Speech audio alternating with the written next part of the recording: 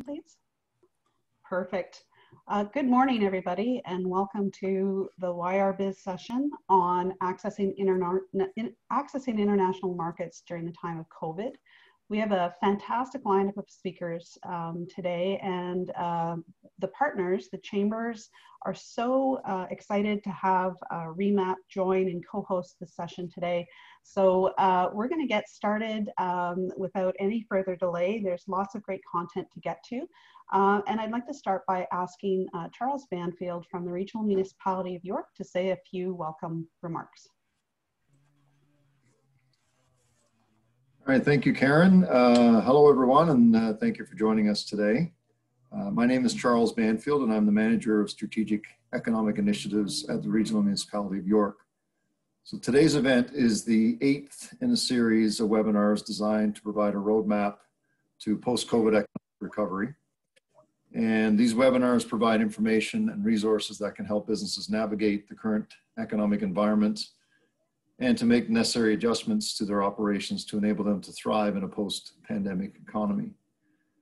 Even though travel restrictions remain in force, companies are still able to expand their market reach through new programs and technologies. And this session will provide updates to the CAN Export program and other initiatives and tools which allow market research, access, and attendance at virtual trade shows. I wish to thank the Newmarket and Vaughan Chambers of Commerce and the York Region Business Coalition, who continue to partner with us to develop and deliver this webinar series. And I'd like to also extend a special thank you to today's presenters and to Karen Dubois for organizing today's event. So thank you all once again for joining us, and back to you, Karen. Thanks so much, Charles. And I realized I again forgot to introduce myself at the start. So I am Karen Dubois, and I am the MC for today's event, and I'll be guiding us through the session today. I'd like to ask our partner, Irene Starian from the REMAP Network, to also say a few words of welcome. REMAP, Irene? Great. Thank you very much, Karen, and thank you for putting this event together. As a REMAP partner, we're really passionate about bringing ideas and products from Canada to the export market and to a global market. And the pandemic has not made this very easy. So we're trying to put together events and support in place, including some of our emergency funds to COVID-19 pivoting for our partners. But this event in particular is here to help in terms of the export and the importance of export. So Minister Mary Ng put together a report on the state of trade, which is really important to read if you haven't done so. But also to listen to our Canadian trade commissioners, which can help you, and they can help you in different ways that have pivoted as well. Everybody has had to pivot, not just the SMEs.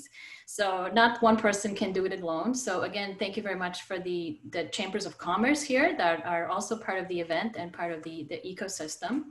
And the CAN Export program, which will be discussed in more detail, is invaluable to SMEs. Personally, I was part of a Utah trade mission for the city of Toronto 2 weeks ago, and I see a lot of opportunities that may have not happened before within North America. So actually the state of Utah is looking at trading with Canada, and there's opportunities there, and there's tangible opportunities there in terms of health, automotive, and agri-food. So I hope these new connections will make us stronger and will help us export more in maybe different regions. Great, thanks so much, Irene. And we're so excited to have you and the REMAP team partner with us on this program. So just a few housekeeping words as we move forward. Today's session is going to be recorded, and we will be doing a follow-up email from Tyler at the Newmarket Chamber of Commerce following the presentation, and that will include copies of all of today's presentations. So you don't have to write notes or anything, you'll get copies of the presentations. The chat and the Q&A function are open.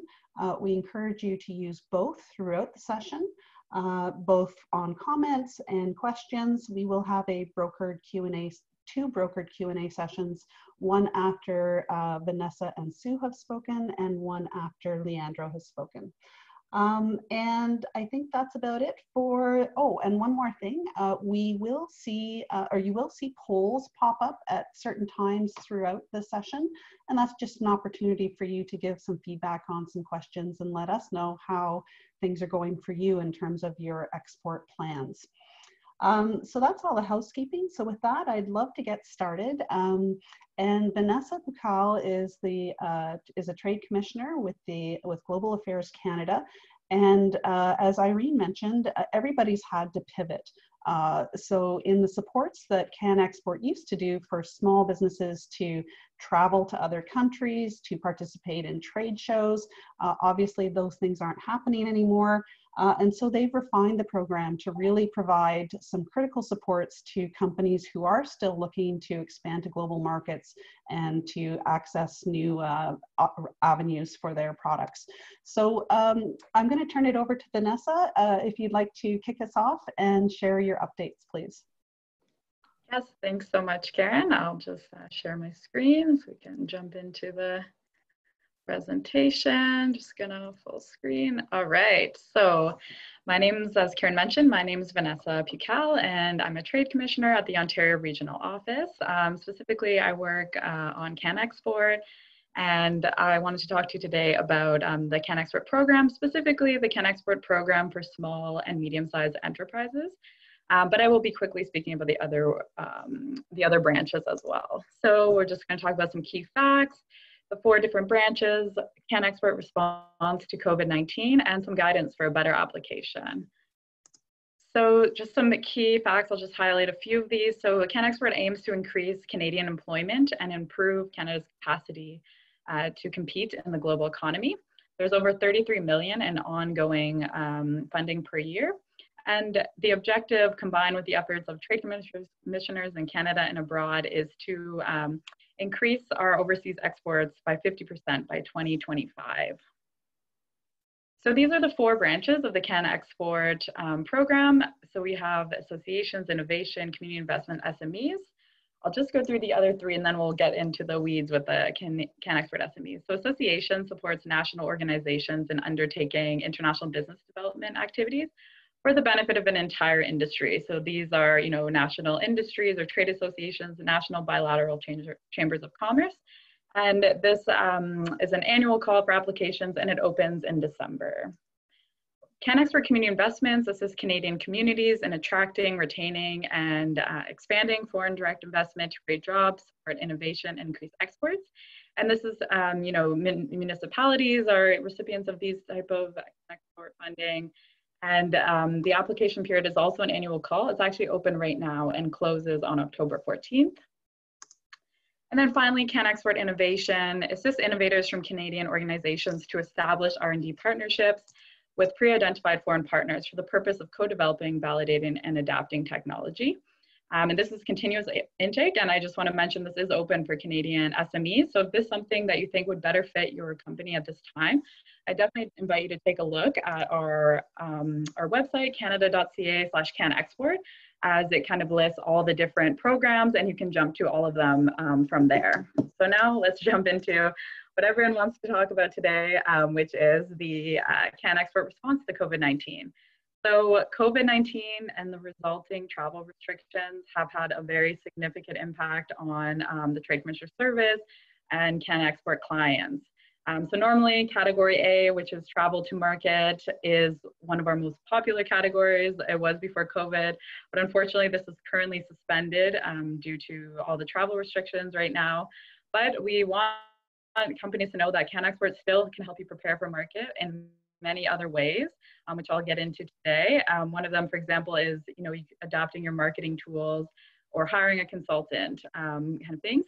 So I'll get into all the different categories that it can help you with, but this is, we're continuously working to adapt the program. So keep an eye on the website as there's always, upcoming changes.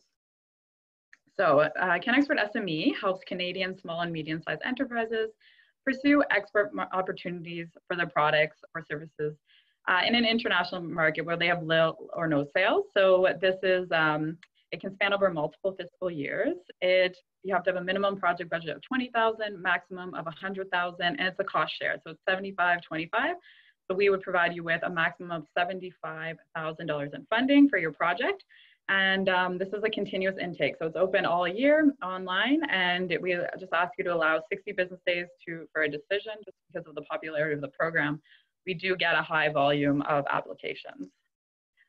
So since 2016, CanExpert's SME has provided $100 million to over 3,000 SME-led projects targeting 125 different countries. And you just see the top target markets and top sectors, what they've compiled from projects that have been done over the years. So who's eligible? So any for-profit SME that is incorporated or a limited liability partnership. You need to have a CRA business number. You have to have fewer than 500 FTEs, and your revenues have to be between 100,000 and 100 million in the previous tax reporting year. And you can choose up to 5 target markets. So basically, a target market represents a country in most instances. In Brazil, India, and China, United States, it's divided into sub-national markets. So, for example, in the United States, it's USA, Northeast, Midwest. So in each of the target markets you choose, your sales have to be less than 100,000 in those markets. If it's not less than 100,000, it has to represent less than 10% of your total sales during the last tax reporting year. So definitely lots of options to choose from for your market, and you don't have to choose 5. You can just it's a max of 5. So you can choose one market if you just want to focus on one area. So the categories. So we have 7 categories. As you can see, the first one is crossed out because it's currently suspended, but that was the travel to market. The second one is participation in trade shows. It used to be more focused on physical trade shows, but right now, that's on hold as well. But they have pivoted to switch to focusing to virtual trade shows. So supporting your participation and registration fees in virtual trade shows, conferences, seminars for 2 employees of your company. So that is, something that a lot of companies, especially as we see more virtual trade shows come up, is something that a lot of companies are utilizing right now. The next one is marketing tools, creation, adaptation, and translation for target market, and then also expenses for online advertising. So this means, if you need to adopt brochures, you need to translate your website into another language, things like that would be covered. And then on top of that, online advertising. So if you want to do Facebook ads, Google AdWords, Pinterest ads, things like that. And another adaptation since COVID was we've now added search engine optimization. So you can also get funding for search engine optimization. And they've increased the amount that you can use of funding that you can use for online advertising. So it used to be $20,000. It's now been up to $50,000 per project. So that's another great thing they've done. Interpretation services, pretty straightforward. This would mostly be for if you have a teleconference or video conference with someone in another country and you need a translator. IP protection, certification, and adaptation of contracts. This one, is very popular right now. A lot of companies are getting their IP protection in the markets where they want to go, a certification that you need in certain markets. This is a great one to keep in mind. And then we have 2 consulting categories. One is for business, tax, and legal advice in your target market, and the other is for market research, feasibility studies, identification of key contacts, and B2B facilitation.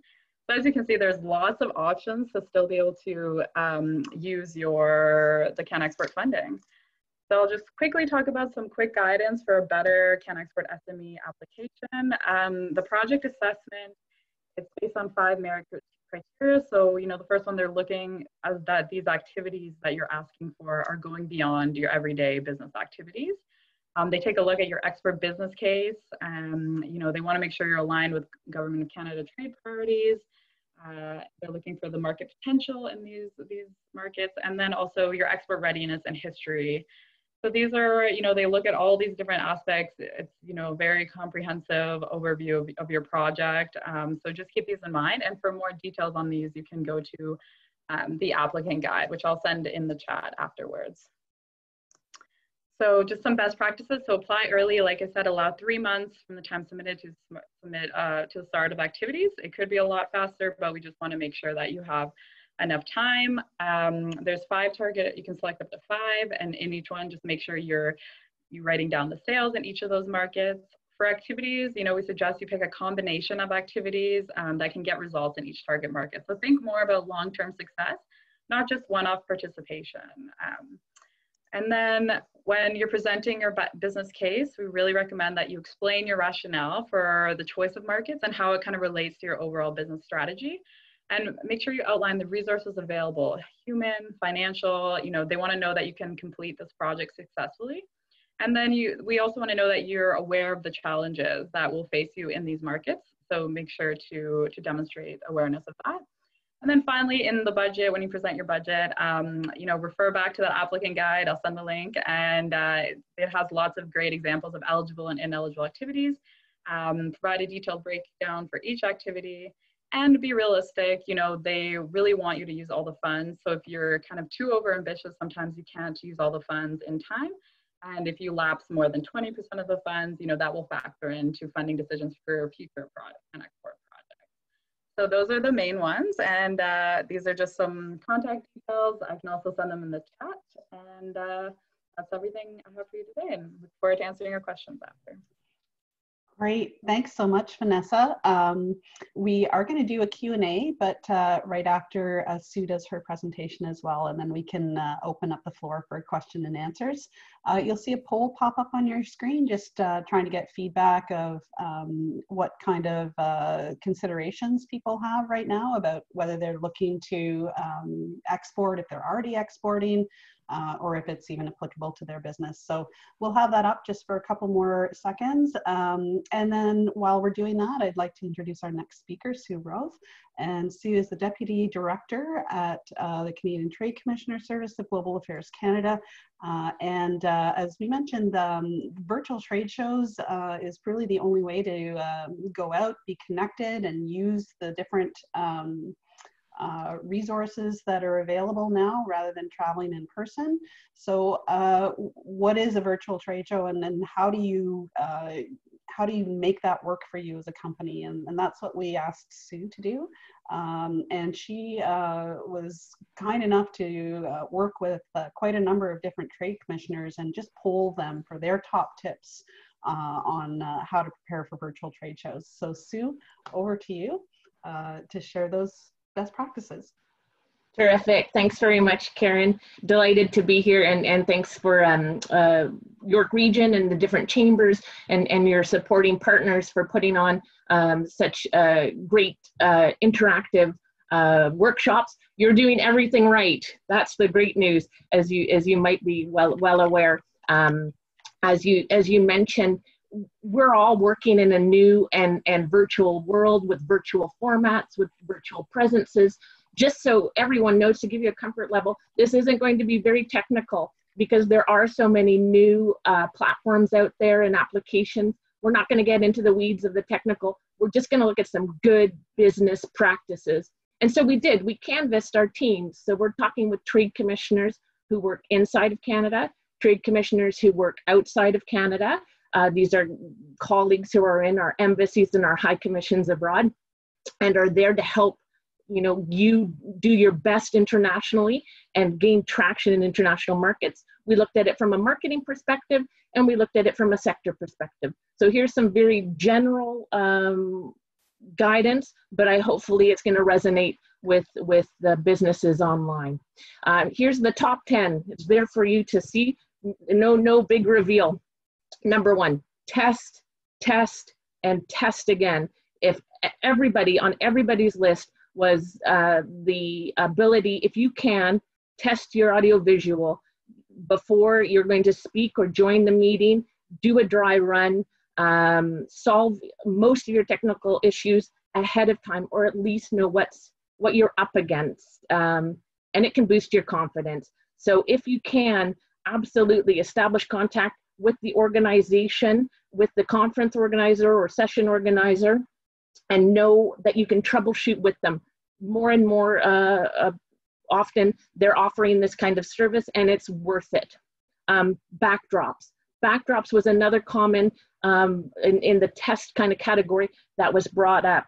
While virtual backgrounds are great, some applications have very specific computer requirements for them to work properly. Therefore, if you want to use a virtual background, again, test it beforehand to make sure that you have the capability before the meeting, so you're not worried about what's going on behind you. You can concentrate on your audience and your participants in front of you. Be mindful not only of your backdrop, but your soundscape. Sounds from and in and around your room can be picked up by the mic, including keyboards and rustling papers. So just be mindful of that. Log on well before your presentation time and don't wait until the last minute. For example, our Government of Canada, we often use Microsoft Teams. It can take 5 minutes, it can take 15 minutes, sometimes it can take 2 minutes. As much as you would with any in-person meeting, be there, be punctual, and be prepared. Turn off other phones and devices in your room, just so that you don't have alarms and things going on. My husband has made this little on-air sign for me. It's helpful so that we don't have to continually do the universal, you know, are you on the line? How are things going? So that's helpful. Ensure you have adequate lighting. Always have a backup of your presentation. For example, handwritten or personal or printed notes, cue cards. That way, if you have any technical glitches, you can keep going. Speak clearly and with a moderate pace. Sometimes there can be slight echoes, of course, so just be mindful of that, and a slower and clearer pace can help. And it might seem very obvious, but don't eat in front of the camera. If you need to have a glass of water, a sip of coffee, of course do so, but you know, keep it professional. The next point, prepare, prepare, prepare. For the TCS, for the Trade Commissioner Service, our first core service is about preparation for international markets. And again, much like any in-person encounters, virtual trade shows, virtual meetings, curated B2Bs, you can prepare and should prepare. For example, often the B2B curated meetings at a trade show, they're gonna last 15 to 30 minutes. You're going to know ahead of time who's in your schedule and who's on your agenda. Prepare for that. You know, research the company that you're going to meet with. Know what your target is. Are they a buyer? Are they an investor? Are they a potential partner? Be clear and concise in your messaging. Practice an elevator pitch and be able to deliver it well. Use your family, friends, and colleagues. Make sure that you have a crisp, well-developed no more than 2 minutes kind of value proposition that you can share in a virtual setting. Next, review, review, review. Ensure any content is clear, is easy to read, and has an objective, so that's what you're sharing in the virtual world. Ensure that all links to material and websites are working. Triple check all text that's going to be put out on screen. Have an awesome LinkedIn profile. If your guests, if the audience is coming in and maybe only having a moment or two with you, be sure that they are going to be able to find you afterwards easily. Be findable. Don't make it difficult for them to connect. At least at first, if you're going to be working in a virtual trade show environment, over staff. Now, Vanessa mentioned, our ability to be able to fund registrations and involvement in virtual trade shows. 2 registrations.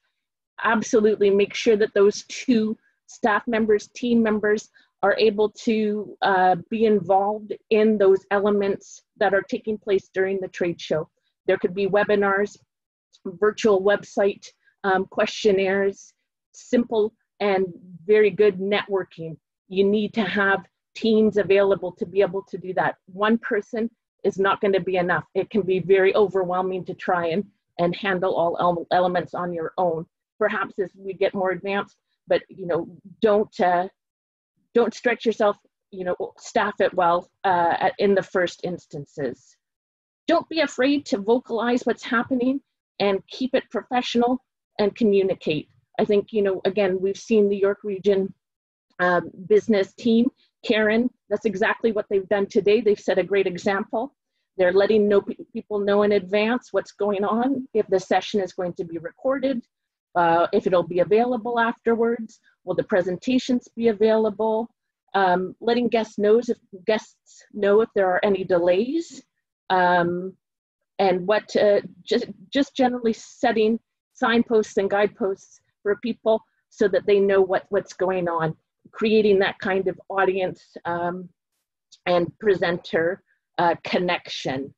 And also because you aren't the only one as a presenter using the technology, and sometimes, you know, our guests, the listeners' computers are glitching, and we want to make sure that you're not panicking, and we'll know that you'll have full access not only to the content and materials, but also to the presenter and their contacts afterwards. Provide timely responses to online questions. This was a little bit of a halfway in or out. I think it really depends on the situation. Some people felt very strongly that you should acknowledge all questions as they come in when you're having an interactive session. I think it depends on the time that you have, and a curated Q&A session, well defined, does the job just as well. But some people felt very strongly that in a virtual environment, once you've captured attention, you need to keep it. So that would be their recommendation. Again, that's sometimes more of a personal preference. Can you make it interactive? If you can, do so. Again, it depends on the time that you have together with your audience, but if you can add polls, maybe a short video, we're exploring the availability for larger facilities and offices to be able to maybe share their product service through a 3D tour of their operations as a way to create that connection at distance. So all things to consider. Leverage your social media presence, the organizers and your own. You should always actively engage if you can, prior, during the event, and afterwards. Oftentimes, you know, in an in-person world, you'd send out kind of marketing campaigns. Make sure you find me at booth A at show Y, not available to us now, but you can do that, pointing towards your virtual presence, your virtual presentations, and then follow up afterwards as well. If you're using the conferences or organizers platform or app, don't forget to seek contact information. This was especially with very large conferences. Oftentimes you might lose the conversation before you exchange. So make sure you give ample time and ample opportunity to know and have somebody's contacts, and give your own contacts in the real world outside of that particular session or conference. You can use the chat box to leave, you know, links and follow up to you so that you can make those longer conversations and have those longer conversations outside of the conference itself. And last, but certainly not least, you know, channel a fearless heart, you know, stretch yourself. We're all in this together. We're all learning together. Ask for help. There's lots of guidance and ways that we can work together. Try, you know, just put yourself out there. I think it's worth it, and be easy on yourself. So be professional, be prepared, and keep going. We really love to see that, you know, people are taking chances, and know that the Trade Commissioner Service, the Ontario Regional Office, which both Vanessa and I represent, we're here to help. Karen and team and other chambers here to help, and we're going to hear from Leandro, another fantastic resource here to help. Great, Sue, thanks so much. Those are excellent tips. That was really, really well done. I'd like to open it up for questions for Sue and for Vanessa about the Canadian Trade Service programs and support services that they've touched on. If you have any questions, I have one right out of the gate. So I'll kick it off. So for Vanessa, you had target markets, India, China, US. Within those target markets, are there certain priorities for the Canadian government now that, you know, we've kind of come through this rejigging of supply chains? Are there certain target markets that are higher priority than others? Thanks, Karen. That's a great question.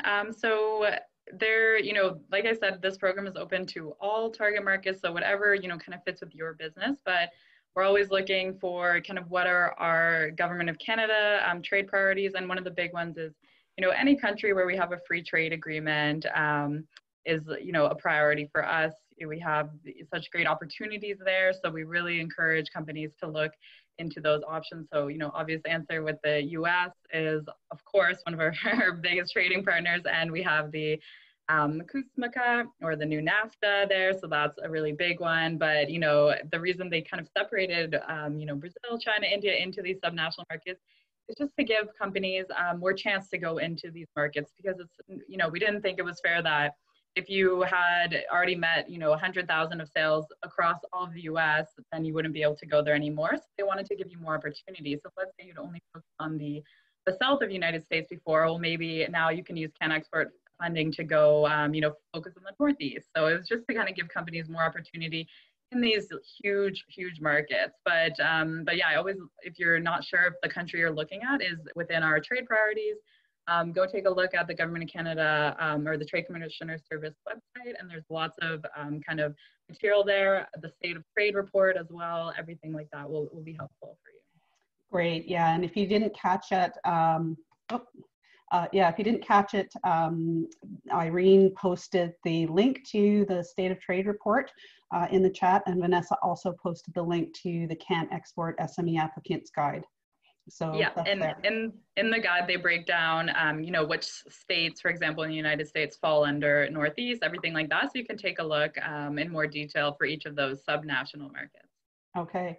And Vanessa, are you seeing good volume? Like, are companies active in trying to develop these new markets? How does this compare pre-pandemic to now? Yeah, no, we definitely are. I would say at the beginning, it was slower for CanExport applications, more because we didn't have all of these more flexible options in place for companies. But now we're really seeing companies to, quite a few applications again. It is picking up a lot because now companies are trying to, we know this is going to be longer term. We also didn't know at the beginning how long we were going to be in this kind of situation. So now that it seems like a more longer term type of scenario, companies are starting to really take advantage. I've seen a lot of companies taking advantage of category C, which is marketing tools and online advertising. That's been a really huge category. Also category G, the consultant for market research, right? This is the perfect time to kind of get all your ducks in a row, so to speak. If you always wanted to go into a market and you have good prospects there, this is the time to, start doing ads there, start getting the market research done, getting connected to good partners. So yeah, definitely picking up. And, I would say the turnaround time of an application is faster right now than 60 business days. However, it is starting to get busier as companies learn more about these kind of new initiatives. So definitely, apply as soon as you can. And in most cases, they are trying to, if you are approved, they're trying to kind of put back the start date to when you applied, not so much when it's approved. So that's another important thing they are trying to do as well, to give you more time to get these activities going. Good tip. And I'm going to ask you and Sue and Irene, because you do these trade engagements, like the Utah one, the trade mission, where they are using these virtual trade environments. What was it like? What was your experience? I'd love to hear from somebody that went in as sort of an attendee rather than as an exhibitor. What's it like? Vanessa, Sue, Irene, do you want to jump in? Oh, maybe I'll tell you more about the Utah one. As a representative, I was representing Toronto, and there was a representative from Montreal as well as Vancouver. So those are the Canadian representatives. And it is a little bit different in that usually I would be expecting to meet somebody face-to-face, or would be having some kind of speed mentoring or meetings in 5-minute chunks. And in this case, that all of this happened virtually, and it's different in that you're presenting to an audience, but you're not sure of who the audience is. So I had to do a lot more preparation, and thank you, Sue, for your top 10 list. I think that was excellent, but the preparation was really important. And really understanding who is the audience, what does the state of Utah do, who are the main companies there, who's going to be attending the workshop are more important because the audience is silent. You don't hear the clapping, you don't hear the nodding of the heads, you don't see the body language. And so I think understanding ahead of time and looking for common points of connection to see, like, they're interested in robotics and technology. So what is robotics and technology about our industry where we can match? And I think that required more work than just casual conversations that would have been face-to-face. Right. Okay. Thanks, Irene, for sharing that. Sue or Vanessa, did you have anything you wanted to add about your experiences? I'll just add on to what Irene had mentioned. It's true. Preparation is one of those things that people overlook, and I'm as guilty as anybody else, you know, to wing it. And it's not about winging it. It's that you can do it because everybody can. It's just that it is a different interaction, and some different preparation will help. I find that people ask a lot more questions, I hope, in this setting. But the drawback, if they're of this, is that feeling that you're shouting into the unknown and nobody's listening. It is very disconcerting.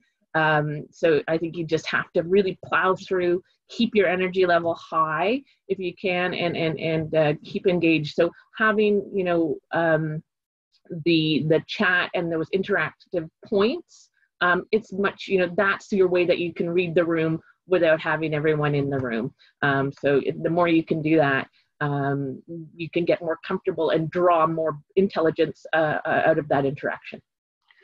Great, thanks so much. I mean, I'm sure we are absolutely going to be evolving all sorts of new standards and tactics and strategies as we continue to leverage these platforms. And as we saw with the numbers, that's going to be for a little bit while still yet to come. So thank you so much for sharing that information. I'm going to move on now and ask Leandro to join us. There's a fantastic program that's been running for a couple years, the Trade Accelerator program, and it's been doing fantastic things for companies. Leandro is the manager of that program, and just so excited to have him share that because it's actually launching here in York Region soon. So Leandro, take it away. Thank you very much, Karen. And well, great event. And I just want to echo something that Sue mentioned before. When she was talking about the virtual backgrounds, make sure you have capabilities. The other day I had a meeting with this person and some computers, they ask for a green screen for you to be able to use background, virtual background. And that person, it was the case, and she didn't have a virtual background, a green screen, and she had a green jacket instead. So that was very distracting. I couldn't pay attention on what she was saying because it was a bizarre situation. So that's very important to take into consideration those little details as Sue mentioned. So yeah, and thank you very much also to Vanessa mentioning about the market research. That's a great segue to my presentation here. So yes, thanks very much, Karen. We're launching the TED program in the York region with partnership with the Vaughan Chamber of Commerce. We're launching the program in a couple of weeks from now. Actually, I will share the link for registrations after the presentation. So this is the agenda. I will try to be short. I have a lot to cover, and I will try to cover in 18, 20 minutes. So why export? Actually, before I start talking about the Trade Accelerator program per se, all those stuff you guys know already, why export increase revenue, profits, productivity, achieve economies of scale. But why export after or during COVID when there's concerns on protectionisms arising in lots of markets? For example, the US debate, election debate. If you heard that, you probably noticed that there will be protectionism anyways. So one important thing here is 60% of the world GDP is derived from international trade. So international trade costs 60% of world's GDP. So it's not going to diminish. It's not, of course, it's going to decrease, but not for granted. So the world is too globalized. Supply chains are too globalized. Customers are too used to globalization. So that's something that's not gonna disappear, even if there is a rise in protectionism. And now, mentioning what Vanessa said, market research is key. So now is the time to start preparing and analyzing and marketing in potential new countries or areas or regions across the world. So I'm going to skip this slide here. And TAP is all about that. It's all about preparation. It's all about market research and connecting companies with experts, ecosystem experts, and subject matter experts. So for example, legal, law, logistics. I'm going to talk more about that in a few minutes. So a little bit about TAP. So we started the program back in 2015, launched the program here in Toronto.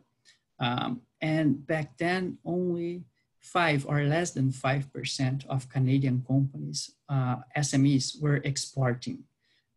Less than 5% of Canadian viable SMEs. So considering only the viable options.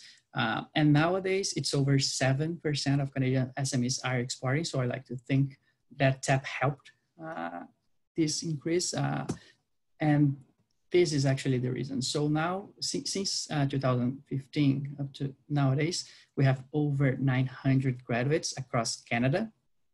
And actually we're reaching 1,000 graduates in a couple of weeks from now. Those are all the cities that we are launching or we have TAP programs or TAP cohorts happening. So we're all across the country, received funding from the government. Originally, back in 2015, 2016, the cost of the program was $5,000. And now, since the government supported and invested into TAP, now we can offer that program for $495, less than $500. And also we were able to spread cohorts from Halifax all the way up to Whitehorse, for example. And now our next cohort is in the York region. And I'm very, very happy about that. So this is the knowledge pipeline, as we like to say. So why a company should attend TAP? So the main outcome of the program is a strategic export plan. We find that most companies export by accident. Of course, it's not by accident, but they receive RFPs or they receive orders internationally and they end up selling internationally. And some companies, even though they're selling internationally, they don't consider themselves exporters. So they don't follow compliance, for example, and sometimes they're penalized by that lack of knowledge or that lack of market research before selling internationally. So this is pretty much the structure and the main points we cover on TAP on the Trade Accelerator program.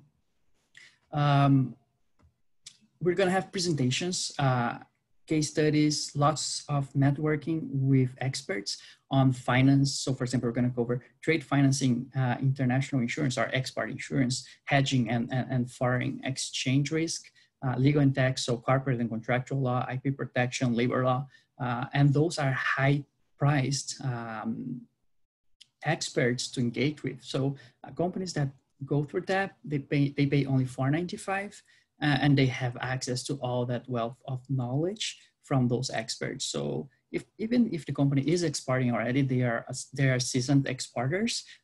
It's great that they know their pain points. They know the challenge, so they can ask questions to all those great experts and restructure or rethink their strategy if they have strategy. As I mentioned, most companies, they don't usually have a strategy in place before while they're exporting. So those are the main topics that we cover during the presentations. And of course, we give a lot of time to sales and marketing, since in the end of the day, that's how companies stay afloat. They need to sell, to sell, right? So what we want to do, one of the things we want to achieve with TAP is to help companies focus on their core competencies, which are make stuff and sell stuff.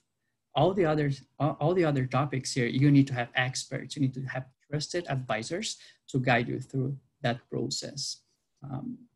That's one of the key outcomes of the program is those connections.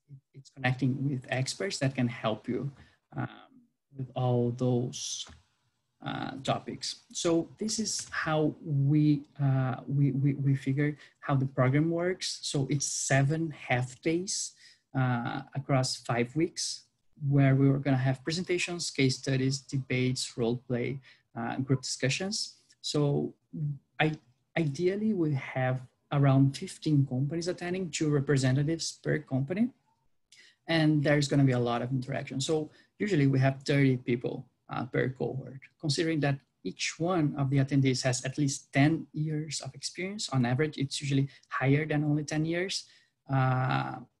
30 people, we're going to have 300 years of experience in one room. We would like companies to take advantage of that. So that's why we do a lot of case studies and group discussions and networking, even though it's 100% virtual. So we are able to deliver that. So we use not only polls, we use breakout rooms, we use one-to-one interactions, peer-to-peer interactions to make sure the companies will get that networking piece done. So by the end of each day, we'll cover those major topics as I put in here. So those are the major sections. So there are the 5 major pillars of the TAP expert plan, and companies will be asked to submit their portions of their expert plans at the end of each of those days.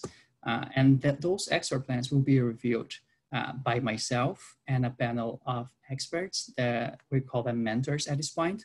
So once the companies complete an expert plan, a written expert plan, a formal expert plan, they'll have 30 minutes one-on-one sessions with all those experts that I just showed you on all those major topics. And I didn't say something, so I should. EDC, RBC, Air Canada Cargo, and BDC are national sponsors. I want to thank their engagement with that, and they are also mentors. So that guarantees the companies will have mentorship from great resources. Trade commissioners are also valuable partners. I like to say that, well, trade commissioners are the true personification of I'm the government, I'm here to help. That's pretty much what the trade commissioners are about. But they are not mentors, but they do present during the TAP cohorts. So that's the program in a nutshell. I see we have some questions there. I'll read that after, because I cannot focus on 2 things at the same time. I'm that kind of person. So if I start reading that, I'll lose focus here. So I'm sorry, I'll answer the questions right after the presentation. So this is how the program is structured. As I said, there are 7 days spread across 5 weeks. So we'll start with support and advisory resources, introducing the companies to their ecosystem, our supporting ecosystem. And for example, trade commissioners are part of that. And so are the chambers of commerce and economic developments that can help them introduce companies with valuable resources for their growth. Then strategic planning, legal and tax applications. It's all half days. That's important. As you can see on the right hand side, it's around 3 hours up to 4 hours a day. So we don't want to keep you in front of a screen for a full day. That wouldn't work, I think. So this is the outline of the program. And here some information about who attends. So when we talk about exporting, we usually think about goods, moving goods, tangible goods, not necessarily. So 10% of TAP graduates of almost 1,000 companies are service providers. 8% are IT, software, web, ICT. So it's not only about manufacturing, it's about all sectors. Every company can export. I mentioned about COVID before. And one thing COVID changed, or at least accelerated, is the use of e-commerce. So 50% of all international trade is done by e-commerce. And e-commerce up to now, or up to COVID, we thought that e-commerce was highly standardized products, easy to sell, not lots of customization. But today, with the digital transformation that COVID brought to us, there are services, there are other offerings online and companies that they need to adapt that to keep afloat. And that we try to provoke companies to think about how the environment is changing and how they need to change to keep in business. So this is the criteria. Ideally, we want to have companies that have at least 500,000 in revenue and 2 years in operation. The reason we put it like that is that is not generally for startups. If you don't meet this criteria, please apply anyways, and we can discuss why it's done that way. Is because TAP is very, very fast-paced. And we want to make sure that companies that are attending TAP, they are up to the challenge. It's not only for exporters. Companies that are not exporting are also welcome to apply and attend the cohorts, but I would like to say, please apply anyways. Even if you don't meet the criteria, we can have a chat to understand if the program is good for you and vice versa. Sorry, I lost track of time, Karen. How long do I have until wrap up? Yeah, you've got maybe another 4 minutes, and then that leaves us some time for some questions. Perfect, 4 minutes, great. So I'll keep track now, thank you. Great stuff. So some statistics of TAP. So 56% of all the participants are the graduates are owned or led by underrepresented groups. And that means women, we had already women-focused cohorts, indigenous people, newcomers. So those are all in this box of underrepresented groups. Revenue. Companies that attend TAP usually experience an increase in their export revenue of 33%. That's pretty sweet for $495, increasing over 30% in our export revenue a year after attending TAP. That's kind of a no-brainer. Of course, it's not only because of that. It's because companies are eager to grow and they are eager to have a strategic plan supporting their growth. So that's the key here. And 71, now going to the right, 71% of companies export. It means that almost 30% of companies end up not exporting. And why is that?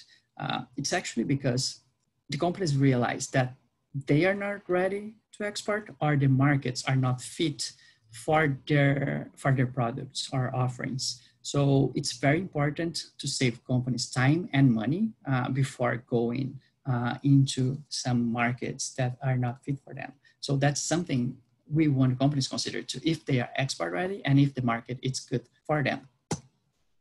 Some of the testimonials we have, I'm gonna skip that because we don't have a lot of time. That's pretty much TAP in a nutshell. So it's very, very high level, personalized. The content is curated by the World Trade Center team. And also the trade commissioners helped us build the program in the beginning. FIT, the Forum for International Trade Training, helped us, and some other great experts. So it's very hands-on, practical, fast-paced program that really helps companies achieve that next level. And before I finalize here, I have a couple other programs that I want to mention. The focus is TAP, but the World Trade Center has other trade programs as well. And this one, the Recovery Activation Program, is arised in response for COVID. So it's about digital modernization, not only technology infrastructure, it's about operations, it's about customer experience, strategy, and data management.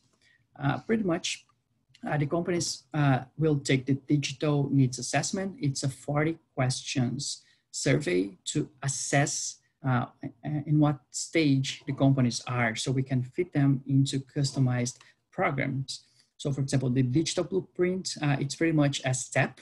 It's 5 half days as well, but the outcome is not an expert plan. It's a workbook about their digital modernization and what they need to consider. So the pillars to that program, it's, as I said, it's not only digital modernization, it's tech infrastructure, financing, sales, marketing, structural, and regulatory alignment. The other program that we have there is digital certificate. It's not 5 days. It's actually tailored half days modules to help the companies address specific matters within their companies after they complete the survey or the digital needs assessment, as I said. And the last program I want to talk about is MAP, Market Activation Program. That's the third pillar there, the digital sales activation. So it's pretty much virtual trade missions. As Sue mentioned before, it's very, very important. That's what we have right now. And it's great that you have all those great tips now. And we do have market-oriented education sessions and trade missions with those B2B that folks are used to. So Irene mentioned, it's weird now that the format of the trade missions are, the trade shows are changing, but here we're trying to keep as close as possible as in-person formats. So B2B meetings, matchmaking, educational session about those specific markets and so on. So there's a lot of resources there to help companies navigate international trade in during these COVID times.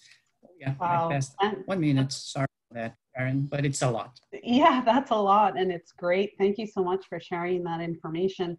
There was a question from Maria, which is the TAP program available nationally? It is for all.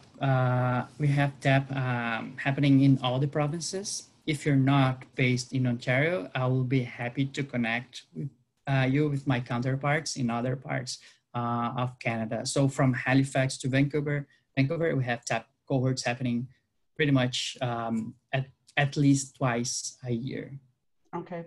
In those and another question is, if a company is participating in the Trade Accelerator program, can they also participate in the Recovery Activation program? That's a great question. And yes, so it's pretty much a sequence, I like to think. So the Trade Accelerator program is company focused about exporting. So it's about market research. It's about understanding if you're export ready to grow. But growing doesn't mean scaling up. Those are sound similar, but growing, you can simply grow your sales, your international sales. You're not really scaling up. You're not getting ready to scale up, to get to that next level. So that's where RAP comes in. It's actually about scaling up. It's helping the companies build their resources and their needs to scale up and to support their growth so they can keep afloat. Because that's growing is great, but that can actually cause problems to companies that are not prepared to service new customers or new markets. So that's what RAP is all about, is helping companies understand what it takes to scale up. And then now talking about MAP, that's the third piece. Once companies, they are ready, they understand they have everything they need to grow their sales and to scale up, then there's the market-oriented piece. So that's where MAP comes in, the Market Activation Program. It's understanding the specifics to that market. Okay, that's great. We had one question earlier, which was, what do you do if you're in a virtual presentation or virtual trade show and something glitches with the technology and it just freezes? Any tips or suggestions for how to deal with that kind of situation, I guess, is number one. And number two, have you experienced that? Is that a thing? Can I take that? And then Sure. Sue and all the rest of the panelists are welcome. So that happens quite a lot.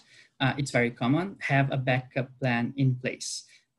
So whenever that happens, for example, if you're using Zoom, there's a calling number, there a dialing. So use the phone, call the person and say, hey, sorry, I dropped, can we talk? Or if not, try to reschedule or use other platforms. If it's internet problem, then you're probably not going to be able to reconnect using other platforms. But for example, if it's a Zoom problem, you can try to switch to other platforms. As you mentioned, there's Microsoft Teams, there's WebEx, if possible. So have a backup plan. That would be my suggestion. Great. I'll leave it to Sue and Vanessa and Irene. Yeah, Sue, Vanessa, Irene, did you want to add anything to that? I just wanted to add that one of our remap partners has used the Trade Accelerator program, and they were just shy of the 500K revenue, but they were perfect for the program. And now they have customers in both Europe and in Asia. So my advice would be, don't wait until you get to the 500K in revenue. Just like try to get as soon as possible into an export plan.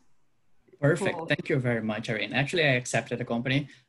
They're around $250,000 only, but they were a perfect fit for TAP. They were exporting already, and they needed the resources and the access to the resources TAP provides. So that's a great point. Thank you very much. Good. Want to help the companies, really. That's what we're here for.